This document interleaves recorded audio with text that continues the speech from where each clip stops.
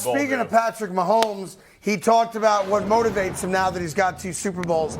Look, everything's great in Kansas City. I still think they make a tactical mistake doing things the way New England did it, where they just trust, we got the quarterback. It don't matter who we put around him, because they never acquire a major name. They got Kelsey, they got Mahomes.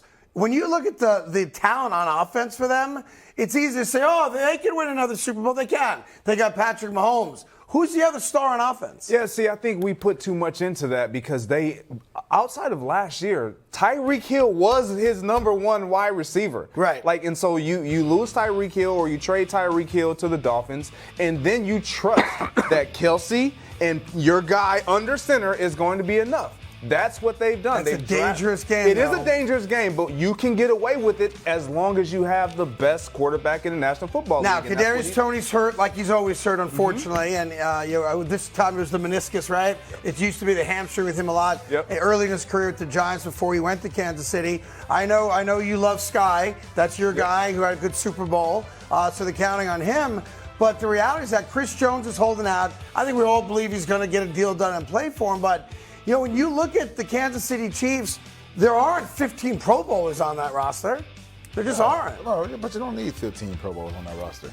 You have the quarterback, you have Travis Kelce. But all of that, you got the young evaluation of the guys that from the draft, you bring in these guys, you develop those guys to get those guys on page with Patrick Mahomes. When you see a young kid, Justin Ross, that's all that making a name for himself. Right. So it's not about, as long as you have the quarterback, you can add the pieces in. Everybody talks about that. I mean, you look at the thing what they did in New England. New England didn't have anybody when they was winning Super Bowls. Right. They made guys stars. They had Troy Brown and all these guys that were, going out there. But it's all about understanding what the quarterback can do and understanding your mismatches and taking those things. And that's what I think Patrick Mahomes and Kelce and those and what the coaching staff has been doing is just taking advantage of the mismatches that they have and capitalizing on them. Yeah. And developing the guys on the outside. And to be fair, I get it. Like when you have Patrick Mahomes, he's going to make guys better. Tom Brady made Julian Edelman and Wes Welker rock stars, right? He had a go-to guy, right, in Gronkowski,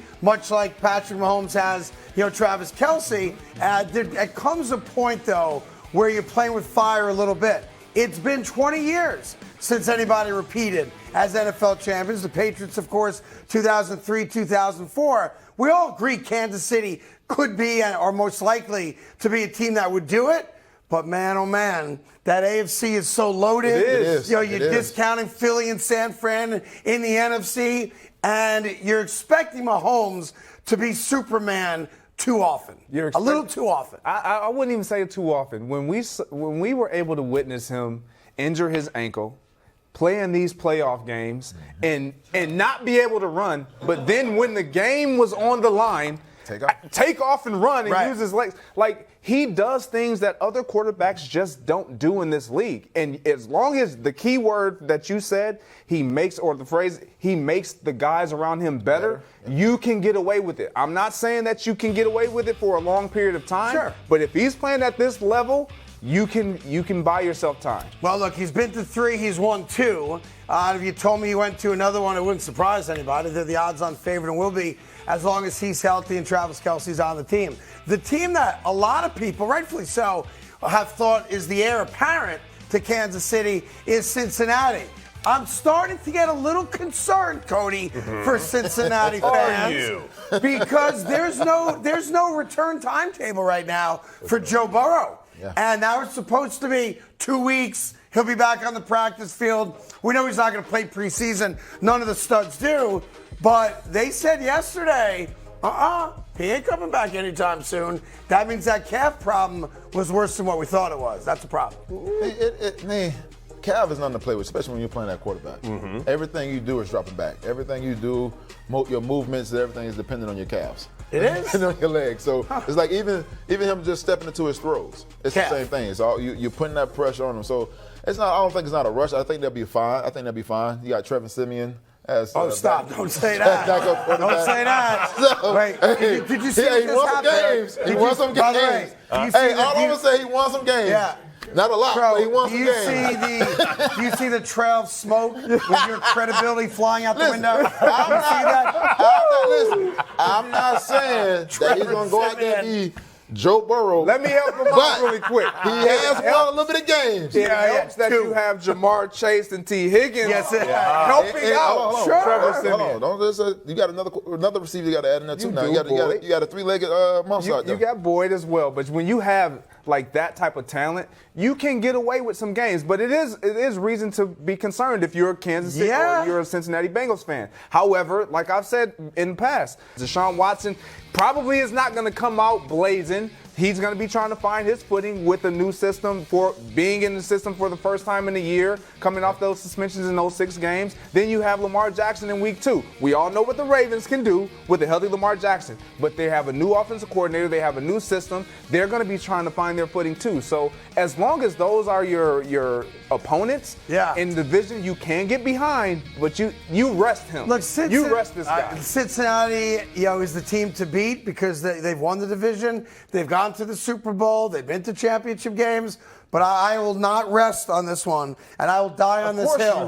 You don't like the Bengals. I'm telling you. No, it's not that. I respect the talent there, like Jamar Chase, T. Higgins, Boyd. I respect all of it. Joe Burrow, I respect it. But at the same time, the division got better. Deshaun Watson in Cleveland is 100%. A problem. Ravens. George Pickens in Pittsburgh is a problem. Throwing? Baltimore is a problem. But who's throwing the ball in Cincinnati can't just show up and go, oh, it's our division. We got Joe Burrow, which is why I said the other day, it's more likely they miss the playoffs than go to the Super Bowl. That is not what you said. That is not what you said at all. No, that's not what he said. Yes, I did. No, you did not. You looked You into went that into the camera. You went directly into the camera and said I said it. No. Yeah. You said What did he say? the Cincinnati Bengals will miss the playoffs. Hold on That's a second. what you Hold on a said. second. I'm new to TV, I suppose. Producers keep telling me that whatever's at the bottom of the my screen goodness. is what the audience cares the most about, so it's got to be accurate. So they call it the bottom, the lower third. We pay a guy $30,000 a year just to type. Look, Craig says Bengals more likely to miss playoffs than make Super Bowl. Bang. Fun fact, little inside baseball thing on this show. Craig complains more about the lower third than anything else on this show. I also meeting. started typing my own. Yes. But I know this talk, we heard even Jamar Chase the other day said, I hope he sits out the first 4 weeks and then comes back. That's a problem for Cincinnati. It can potentially be a problem. Obviously, he's their best player. He's the reason why we even consider this team a contender. But you can't allow him to play if he's not 100% healthy because of how competitive that division is. Now, I will say this. I'm going to defend you, all right? I'm going to stick up for my guy, Antonio Cromartie, right now. See, Greg Jennings' experience as an NFL player is that he went to NFC Championship games and a Super Bowl with Brett Favre and/or Aaron Rodgers. Mm-hmm. He had rock star, first ballot Hall of Famers. It's all the man knows. Yeah. You were on a team. That went to an AFC Championship game, and I love him. He's a friend. With a rookie and second-year quarterback named Mark Sanchez. So for you to come out and say, and I'm thinking about why you said it, oh, Trevor Siemian can hold the load for a couple games, and I want to, I want to throw you out of the studio for that. No. But then it dawns on me, you've seen it, you lived it. You beat Tom Brady in his Wait building. a minute. What was the strength of that Jets team? Was it the offense or was it the defense? It was defense. Okay. Hold on. I got to go back to this. It was Not against defense Pittsburgh, it wasn't. And the run game. Yes. That's what it was. But Daniel Thompson But juice in the you tank. don't understand. Yeah. We had a green light, red light. So we know when to pass, we know when to run. Hey there, thank you so much for watching The Carton Show. You can subscribe right here to get all the latest bits and segments from the show. And by the way, while you're at it, we have a lot of great shows on FS1, so check them out too.